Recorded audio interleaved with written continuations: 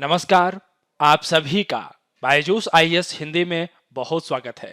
Students, मैं आशा करता हूं आप सभी स्वस्थ होंगे और सिविल सेवा परीक्षा की अपनी तैयारी को अच्छे तरह से आगे बढ़ा रहे होंगे। स्टूडेंट्स, आज की इस क्लास में हम 28 नवंबर 2021 को द हिंदू समाचार पत्र में प्रकाशित प्रमुख समाचारों और आलेखों का विश्लेषण करेंगे। यह क्लास सिविल सेवा परीक्षा के लिए बहुत उपयोगी रहने वाली है। क्लास का पूरा लाभ उठाने के लिए मेरे साथ अंत तक बने रहिए। स्टूडेंट्स, सबसे पहले इस क्लास में हम आज किन किन विषयों को देखेंगे, सबसे पहले उनकी एक सूची देख लेते हैं। हम लोग सबसे पहले देखेंगे डेटा सुरक्षा बिल और निजता के विषयों को। उसके बाद आर्थिक रूप से कमजोर वर्ग और इससे संबंधित मानदंडों पर पुनर्विचार के कुछ विषय सामने आ रहे हैं, उनको देखेंगे। उसके बाद अमेरिका और भारत, टैरिफ और वीजा के विषय। तत्पश्चात न्यूनतम समर्थन मूल्य और वैधानिक गारंटी, ध्यान रखना यहाँ पर प्रश्नवाचक चिन्ह लगा हुआ है। इसके बाद विधि और उसके प्रभाव और अंत में मुख्य परीक्षा अभ्यास प्रश्न और इसके उत्तरों की संरचना क्या हो सकती है, उस पर भी चर्चा करेंगे। शुरुआत करते हैं स्टूडेंट्स। इस समाचार को पेज संख्या 14 से लिया गया है। इसे हम सामान्य अध्ययन प्रश्न पत्र संख्या 2 के पॉलिटी वाले खंड के साथ में जोड़ सकते हैं। स्टूडेंट्स, डेटा प्रोटेक्शन बिल काफी समय से चर्चा में है। 2 से 3 साल हो चुके हैं। पुट्टास्वामी बनाम यूनियन ऑफ इंडिया का केस बहुत चर्चा में रहा था। जस्टिस BN श्रीकृष्णा आयोग ने अपनी सिफारिशें भी रखी थी कि भारत का डेटा प्रोटेक्शन बिल किस प्रकार से होना चाहिए। इसी के संदर्भ में एक ज्वाइंट पार्लियामेंट्री कमेटी अर्थात संयुक्त संसदीय समिति का गठन किया गया था। कुछ सिफारिशें निकल करके आई हैं जिसके संबंध में विपक्ष के जो सदस्य हैं उन्हें आपत्तियां हैं, विशेषज्ञों को भी आपत्तियां हैं कुछ विषयों पर। तो आइए जरा देखते हैं कि डेटा प्रोटेक्शन बिल वास्तव में निजता के सुरक्षा के संदर्भ में कितना सफल रहने वाला है। चर्चा के जो विषय हैं वो मैंने आपको एक हद तक बता ही दिए हैं, आप यहां पर भी देख सकते हैं। व्यक्तिगत डेटा संरक्षण विधेयक पर संयुक्त संसदीय समिति, मैंने अभी बताया था आपको, JPC भी कह देते हैं इसको। इसने 22 नवंबर को अपनी रिपोर्ट को प्रस्तुत किया। इसके अंदर में पक्ष और विपक्ष दोनों के सदस्य शामिल थे। विपक्षी सदस्यों का ये आरोप है कि जो उनकी आपत्तियां थी इस विधेयक के संदर्भ में उनको सुना नहीं गया है। और सबसे बड़ी आपत्ति उनको इस बात पर है कि सरकारी जांच एजेंसियां इस कानून के दायरे से बाहर रह सकती हैं, क्योंकि अभी अंतिम रूप से निर्णय नहीं आए हैं। तो इसीलिए यहां पर प्रश्नवाचक चिन्ह का प्रयोग किया गया है। तो आप लोग थोड़ा ध्यान रखेंगे इस पे। अब यहां पर पृष्ठभूमि की अगर हम बात करते हैं तो व्यक्तिगत डेटा संरक्षण विधेयक को 2019 में लाया गया पुट्टास्वामी बनाम भारत संघ मामले में, और इसी मामले में न्यायालय ने इस बात को घोषित किया कि गोपनीयता भी संविधान के द्वारा संरक्षित एक मौलिक अधिकार है। इसको मान्यता दी गई इस केस में। तो यह केस काफी महत्वपूर्ण रहता है। अब इसी के आलोक में स्टूडेंट्स BN श्रीकृष्णा आयोग को गठित किया गया था ताकि भारत के अंदर में डेटा संरक्षण के विषय में एक बेहतर कानून बनाया जा सके। इस आयोग ने अपनी सिफारिशें भी दी थी। उसी के आधार पर इस विधेयक का प्रारूप तैयार किया गया था जिसके संबंध में संयुक्त संसदीय समिति का गठन किया गया था विचार विमर्श करने के लिए। अब स्टूडेंट्स, यहां पर जिन विषयों पर विवाद है उसमें आप लोग यहां पर ध्यान दें। केंद्र सरकार निम्नलिखित आधारों पर, आधार यहां पर आप लोग देख लेंगे, सरकारी एजेंसियों को इस प्रस्तावित कानून के प्रावधानों से छूट दे सकती है, जो कि इस प्रस्तावित कानून के अंदर में धारा 35 के अंदर में लिखे हुए हैं। अब ये विषय कौन कौन से हैं? राष्ट्रीय हितों की सुरक्षा है, किसी पड़ोसी राज्य के साथ में मित्रतापूर्ण संबंध हैं, अगर उन पर कोई खतरा होता है तो उसके आलोक में भी एजेंसियों को शक्तियां दी जा सकती हैं डेटा के एक्सेस के संदर्भ में। राज्य की सुरक्षा के आधार पर, लोक व्यवस्था के आधार पर, देश की संप्रभुता एवं अखंडता के आधार पर। अब ऐसे में विपक्षी सदस्यों का यह कहना है कि सरकार को अपनी एजेंसियों को छूट देने के लिए संसदीय मंजूरी लेनी चाहिए। ऐसे में एक व्यापक जवाबदेही तय हो पाएगी।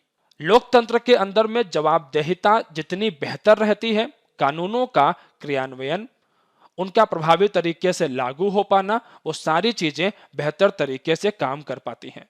अभी यहाँ पर जो स्थिति है वो है कि इनके सुझावों को स्वीकार अभी तक नहीं किया गया है।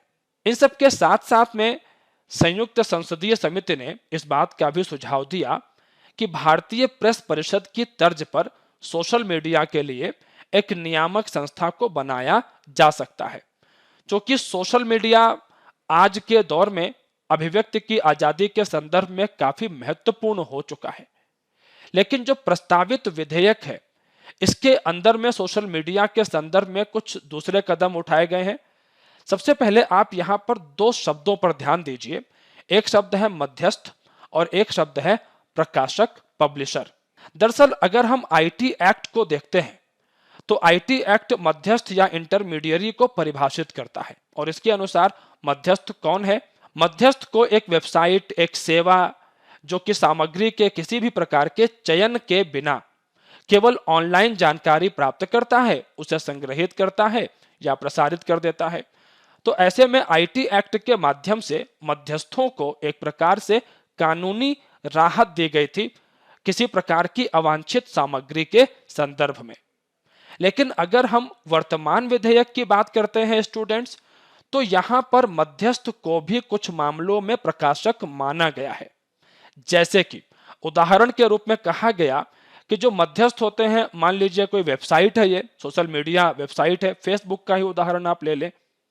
अब ऐसे में ये बहुत संभव है किसी व्यक्ति की रुचि के आधार पर या अरुचि के आधार पर उसके सामने वही कंटेंट आता है जो उसके काम का है, बाकी कंटेंट उसके सामने नहीं आता है। तो ऐसे में सरकार का कहना है कि रुचि के आधार पर या अरुचि के आधार पर कंटेंट को यहां पर फिल्टर तो किया ही जा रहा है।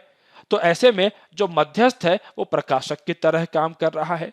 तो मध्यस्थों को जो राहत सूचना प्रौद्योगिकी अधिनियम के तहत मिल रही थी, वो राहत इस प्रस्तावित कानून के माध्यम से छिनती हुई दिखाई पड़ रही है और सोशल मीडिया संस्थानों के ऊपर में इसका नकारात्मक असर पड़ सकता है। इन सब के साथ साथ में स्टूडेंट्स, सोशल मीडिया के लिए इस प्रस्तावित कानून में सरकार ने एक अलग वर्ग का प्रावधान रखा है।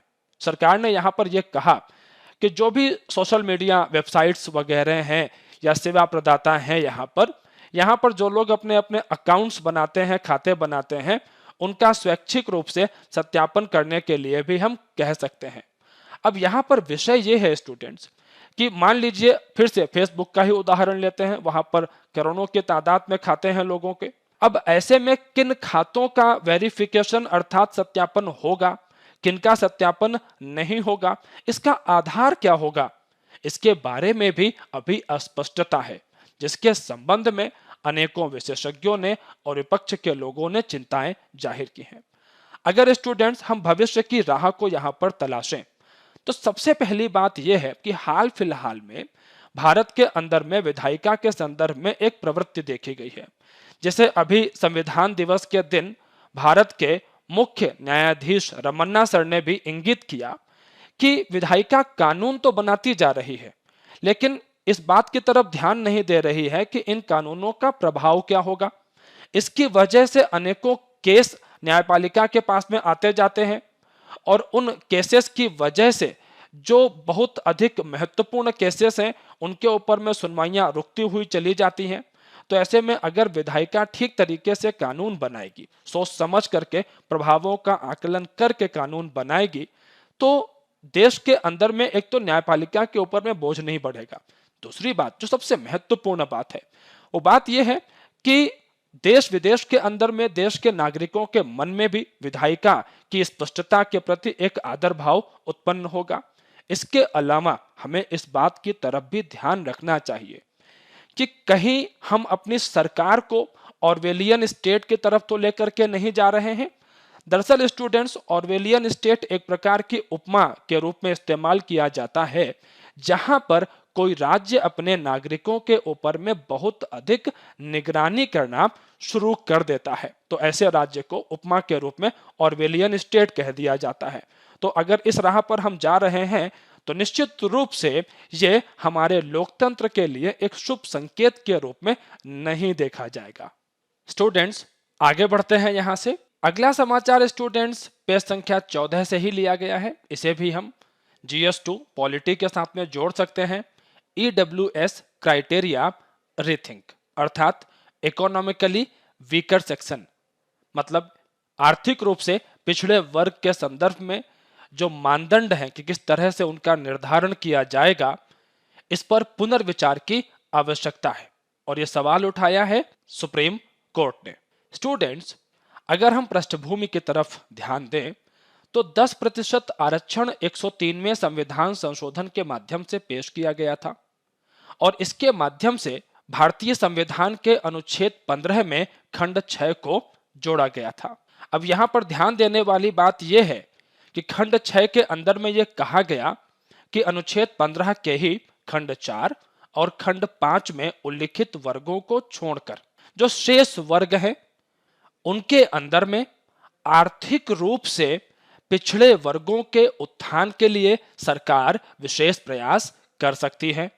इसके साथ साथ में सरकार सार्वजनिक और निजी दोनों प्रकार के शैक्षणिक संस्थानों में, चाहे वह सहायता प्राप्त हो या गैर सहायता प्राप्त हो, लेकिन ध्यान देने की बात यहां पर यह है कि अल्पसंख्यक संस्थानों द्वारा संचालित संस्थानों को छोड़ करके, अर्थात अनुच्छेद 30 के खंड 1 के आधार पर जो अल्पसंख्यक शिक्षण संस्थानों की स्थिति है उसमें किसी प्रकार का कोई बदलाव नहीं होगा। ये अन्य जो सार्वजनिक और निजी शैक्षणिक संस्थान है, चाहे सहायता प्राप्त या गैर सहायता प्राप्त, उनके लिए है। वहां पर सरकार ऐसे आर्थिक रूप से पिछड़े वर्गों के लिए अधिकतम 10% तक आरक्षण कर सकती है। इसके साथ साथ में संविधान के अनुच्छेद 16 के अंदर में खंड 6 भी जोड़ा गया और इसमें यह कहा गया कि रोजगार के अंदर में सरकार आरक्षण की सुविधा को ला सकती है और ये जो आरक्षण है वो मौजूदा आरक्षण के अतिरिक्त होगा। 10% तक ये प्रावधान किए जा सकते हैं। स्टूडेंट्स, अब यहां ध्यान देने योग्य बात यह है कि EWS आरक्षण किन किन लोगों को प्राप्त होगा, इसकी पात्रता क्या होगी। पात्रता की शर्तें अनेक हैं, लेकिन जो मुख्य मानदंड है वो ये है कि 8 लाख की वार्षिक आय सीमा से ऊपर वाले लोगों को इससे बाहर रखा गया है। अब सुप्रीम कोर्ट ने इसी सीमा के संदर्भ में कुछ सवाल खड़े किए हैं। सवाल ओबीसी आरक्षण को जोड़ करके है, जरा आप यहां पर देखिए। दरअसल स्टूडेंट्स, ओबीसी आरक्षण जो कि सामाजिक और शैक्षिक पिछड़ेपन के आधार पर दिया जाता है।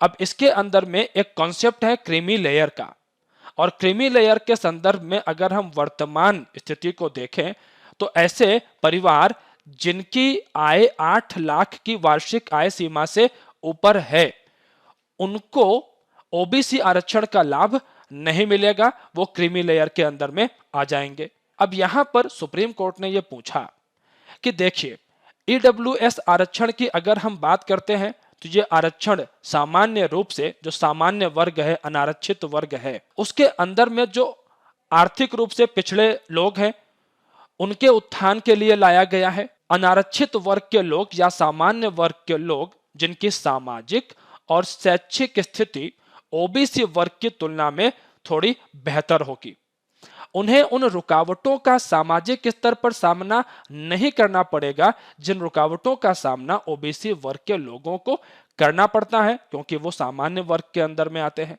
तो फिर इस आधार पर सुप्रीम कोर्ट ने आगे पूछा कि जब दोनों के आधार में इतना अंतर है तो फिर 8 लाख रुपए की ये जो सीमा EWS आरक्षण को देते समय रखी गई है और यही सीमा ओबीसी आरक्षण में क्रीमी लेयर के संदर्भ में भी हमारे सामने आती है, तो ये दोनों बराबर किस आधार पर हो सकते हैं जबकि ओबीसी वर्ग सामाजिक और शैक्षिक रूप से अधिक पिछड़ा हुआ है।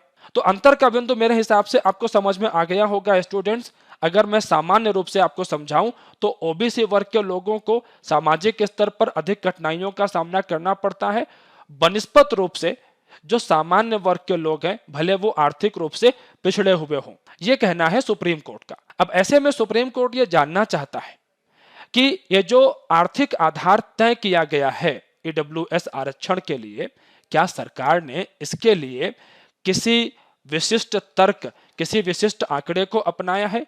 मसलन किसी राज्य की जीडीपी या किसी राज्य के अंदर में या लोगों की पर कैपिटा इनकम, प्रति व्यक्ति आय, इन सबको किसी को ध्यान में रखा गया है, या ये निर्णय यादृच्छिक या मनमाने तरीके से कर लिया गया है जिसके पीछे कोई तर्क नहीं है। तो सुप्रीम कोर्ट इन सवालों के जवाब चाहता है। भविष्य में क्या होगा वो देखने वाला होगा। इसके अलावा स्टूडेंट्स, एक विषय जो ईडब्ल्यूएस आरक्षण के संदर्भ में लगातार शुरुआत से चर्चा में रहा है, वो विषय है कि इसके आलोचक अक्सर ये कहते हैं कि यहाँ पर जो कुल आरक्षण पर 50% की सीमा है उसका एक उल्लंघन होता हुआ दिखाई पड़ता है।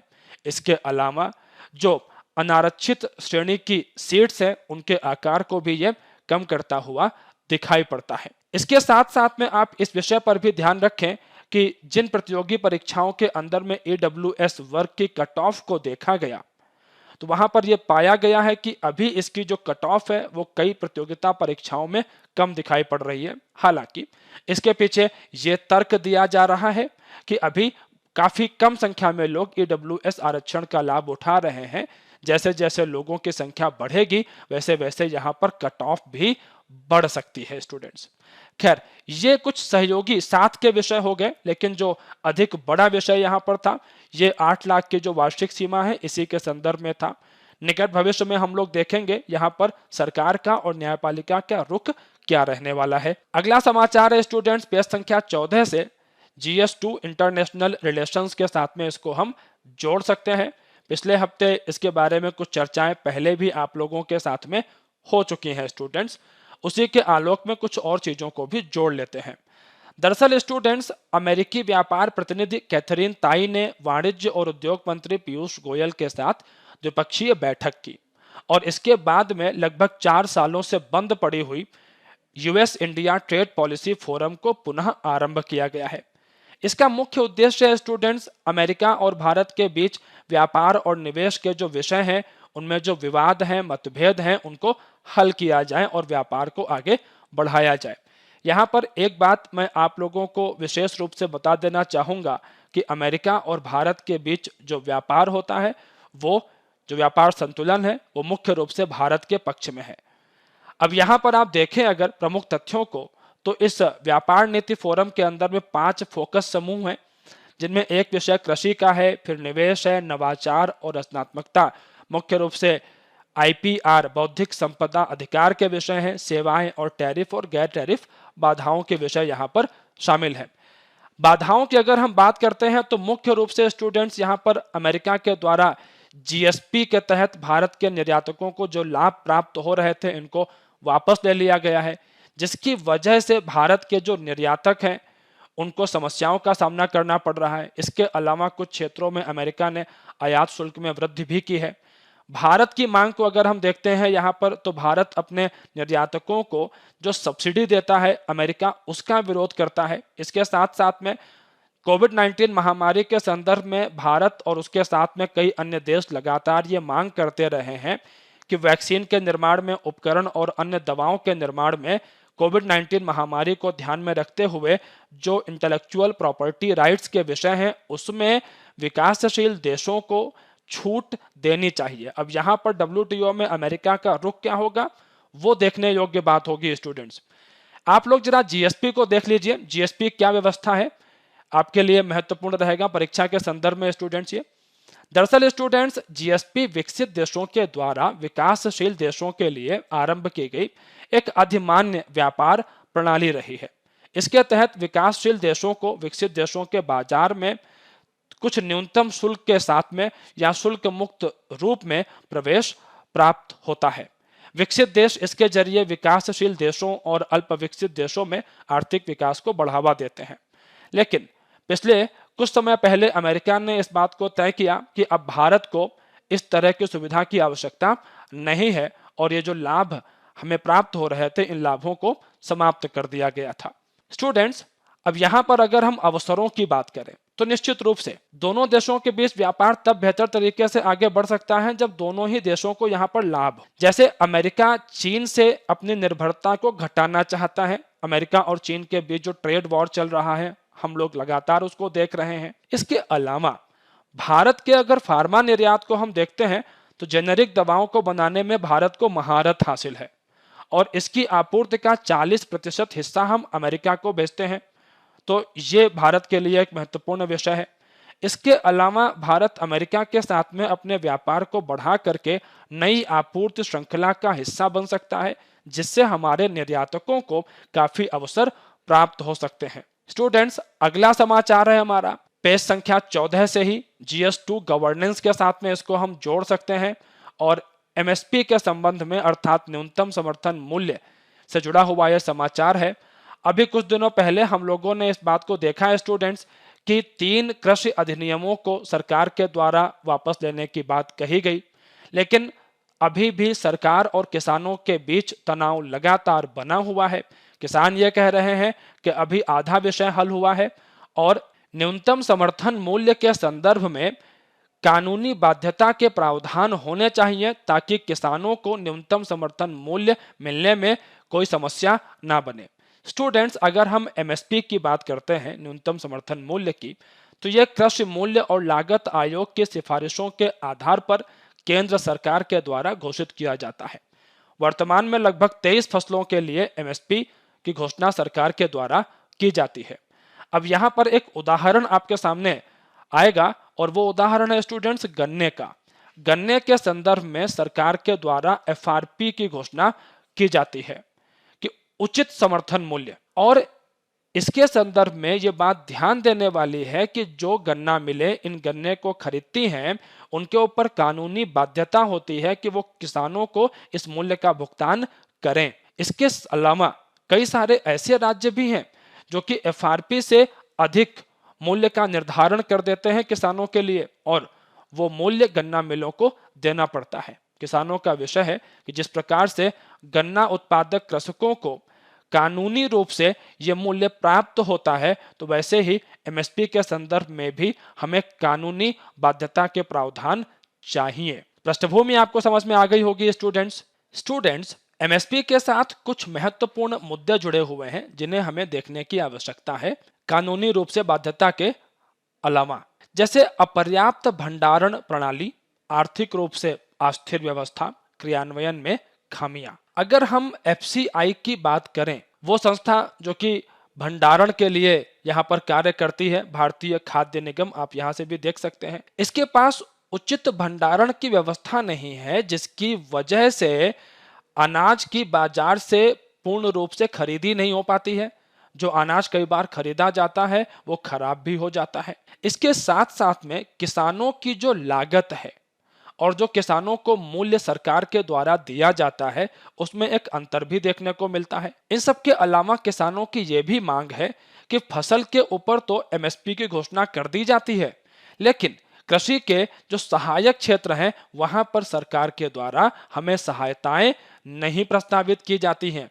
इसीलिए वे गन्ना किसानों के साथ में जो उनको उचित और लाभकारी मूल्य मिलता है FRP जिसकी मैंने बात की थी, इसीलिए किसान FRP के साथ में तुलना कर रहे हैं लगातार। इसके अलावा 2015 में FCI के पुनर्गठन का सुझाव देने के लिए शांता कुमार समिति ने अपनी रिपोर्ट में कहा था कि किसानों को MSP का केवल 6% ही प्राप्त होता है। अब ये आंकड़ा बहुत महत्वपूर्ण है स्टूडेंट्स, मतलब कि 94% ऐसे किसान हैं जिन्हें MSP का लाभ प्राप्त ही नहीं होता है। तो अब ऐसे में आपको किसानों के बीच में जो असंतोष है उसको समझने में मदद यहां से मिल सकती है। इन विषयों पर कार्य करने की आवश्यकता रहेगी सरकार को। अब यहां पर कुछ अन्य विषय हैं जो कि भविष्य के हैं, जैसे कि अगर हम जलवायु परिवर्तन के साथ में कृषि को जोड़ें तो अक्सर विशेषज्ञों के द्वारा यह बात कही जाती है कि औद्योगिक रसायनों के प्रयोग पर आधारित सब्सिडी वाली कृषि को बढ़ावा देने का जो हरित क्रांति का मॉडल था, अब जलवायु परिवर्तन के आलोक में वो अनुपयोगी हो रहा है और अब हमें चरणबद्ध तरीके से इससे वापस हटना पड़ेगा। हमें शून्य बजट प्राकृतिक खेती की तरफ जाना पड़ेगा ताकि हम टिकाऊ खेती को आगे ला सकें और जलवायु परिवर्तन के विषयों का सामना कर सकें। ध्यान रखिएगा स्टूडेंट्स कि भारत के अंदर में अलग अलग जलवायु सांस्कृतिक क्षेत्रों के अंदर में कृषि के अनेक प्राकृतिक तरीके मौजूद हैं, जिनका उपयोग करके कृषि उत्पादन में बढ़ावा किया जा सकता है। किसानों को अधिकतम लाभ पहुंचाने के लिए, उनकी आय बढ़ाने के लिए उन्हें अन्य क्षेत्रों के साथ में भी जोड़ा जा सकता है, ताकि सरकार के ऊपर भी एक प्रकार का जो आर्थिक बोझ आता है वो घटेगा। हम जलवायु परिवर्तन का सामना करने के संदर्भ में बेहतर स्थिति में आते हुए दिखाई पड़ेंगे। तो ऐसे में विशेषज्ञों का कहना है कि अब समय आ चुका है कि हम न्यूनतम समर्थन मूल्य से आगे बढ़कर के सोचें और अधिकतम समर्थन के लिए हम नीतियां बनाना शुरू करें। ऐसी नीतियों को बनाएं जो किसानों को खेती के अंदर में, कृषि के अंदर में अधिक से अधिक सहायक सिद्ध हो सकें। सीधे तौर पर केवल आर्थिक रूप से लाभ देने की तुलना में हमें सर्वांगीण विकास की दिशा में अब सोचने की आवश्यकता है, क्योंकि भविष्य हमें उसी तरफ जाने का इशारा कर रहा है।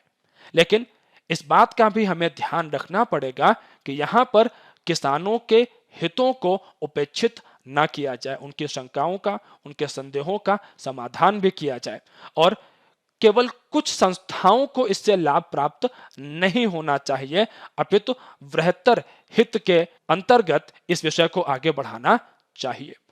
आगे बढ़ते हैं स्टूडेंट्स। अगला समाचार पेज संख्या 1 और 9 से है। GS2 पॉलिटी के साथ में इसको हम जोड़ सकते हैं। संविधान दिवस के दिन भारत के मुख्य न्यायाधीश ने 2 विषय हमारे सामने रखे और आइए देखते हैं जरा इसको। संविधान दिवस के समारोह में उद्बोधन देते हुए भारत के मुख्य न्यायाधीश रमन्ना सर ने कहा कि विधायिका अपने द्वारा पारित कानूनों के प्रभाव का अध्ययन नहीं करती या इसमें कमी रह जाती है और इसकी वजह से कई बार न्यायपालिका को वो कार्य करने पड़ते हैं जो कि उससे अपेक्षित नहीं है। जैसे अगर हम देखें तो कोविड-19 महामारी के संदर्भ में टीकाकरण कार्यक्रम को चाहे आगे बढ़ाने की बात हो, दिल्ली के अंदर में जब ऑक्सीजन की कमी से लोगों के जीवन पर संकट दिखाई पड़ रहा था तो वहां पर भी न्यायपालिका ने हस्तक्षेप किया। इसके अलावा न्यायमूर्ति RV रविंद्रन की अध्यक्षता में एक विशेषज्ञ समिति को लाया गया पेगासस स्पाईवेयर के आरोपों की जांच करने के लिए। आप लोगों ने सुना होगा स्टूडेंट्स इस स्पाईवेयर के बारे में, जो कि लोगों के फोन के अंदर में डाल करके उनकी सारी जानकारियां प्राप्त की जा सकती हैं। इजराइल की एक संस्था है, उससे जुड़ा हुआ है ये। फिर चाहे लखीमपुर खीरी हत्याकांड की निगरानी के लिए एक सेवानिवृत्त उच्च न्यायालय के न्यायाधीश की नियुक्ति हो। अब ये सारे ऐसे विषय हैं जहां पर न्यायपालिका को हस्तक्षेप करना पड़ा। इसके अलावा मुख्य न्यायाधीश सर ने ये बात भी उठाई कि जब ऐसे अस्पष्ट तरीके से कानून बनाए जाते हैं तो फिर कानूनी विवाद भी बढ़ते हैं और न्यायपालिका के ऊपर केसों का बोझ भी बढ़ता है। अगला विषय जो उठाया गया, जिसकी काफी समय से चर्चा भी हो रही थी और आपके लिए भविष्य के लिहाज से काफी महत्वपूर्ण हो सकता है स्टूडेंट्स, दरअसल अटॉर्नी जनरल के वेणुगोपाल सर ने इस विषय को उठाया था, उसी को यहाँ पर भारत के मुख्य न्यायाधीश सर ने फिर से उठाया है कि भारत के अंदर में जो हाई कोर्ट है और जो सुप्रीम कोर्ट है, इनके बीच में 4 राष्ट्रीय अपील न्यायालयों की स्थापना होनी चाहिए। दरअसल हम कई वर्षों से इस बात को देख रहे हैं स्टूडेंट्स कि हाई कोर्ट से बहुत सारे मामले निकलते हैं और लोग सुप्रीम कोर्ट की तरफ जाते ही जाते हैं और कई विशेषज्ञ तो यहां तक कह चुके हैं कि सुप्रीम कोर्ट को बनाया गया था संवैधानिक विषयों की समीक्षा करने के लिए, विधि के सारभूत प्रश्नों पर विचार करने के लिए, लेकिन वो एक अपीलीय न्यायालय बन करके रह गया है। अगर हम अमेरिका से तुलना करें अपने सुप्रीम कोर्ट की, तो हमारा सुप्रीम कोर्ट अमेरिका के सुप्रीम कोर्ट की तुलना में बहुत अधिक मामलों को देखता है साल भर में, जो कि अपेक्षित नहीं है। निश्चित रूप से यह इसकी क्षमता को प्रभावित करता है और जिस उद्देश्य के लिए इसको बनाया गया था उससे विचलित होता हुआ दिखाई पड़ता है।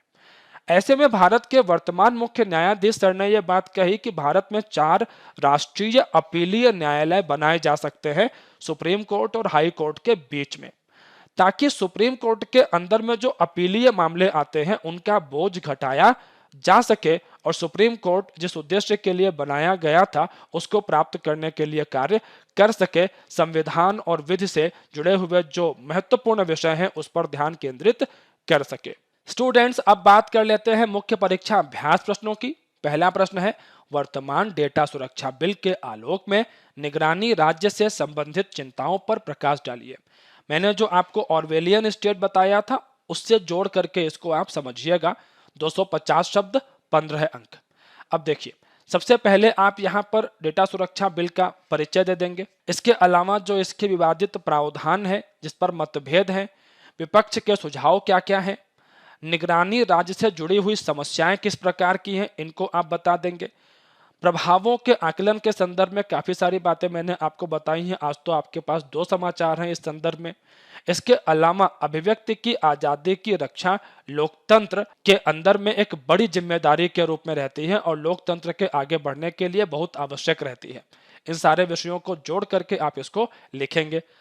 अगला प्रश्न है स्टूडेंट्स, क्या न्यूनतम समर्थन मूल्य के स्थान पर अधिकतम समर्थन वाली नीतियों की तरफ जाने का समय आ चुका है? विश्लेषण कीजिए। 250 शब्द 15 अंक। स्टूडेंट्स, उत्तर की संरचना को अगर हम देखें तो सबसे पहले 3 कृषि अधिनियमों की वापसी और एमएसपी पर विवाद का आप परिचय देंगे। फिर एमएसपी निर्धारण की प्रक्रिया को आप बता देंगे और अगर आप इसे एफआरपी के साथ में तुलना करके बता देंगे तो परीक्षक पर अच्छा असर पड़ेगा।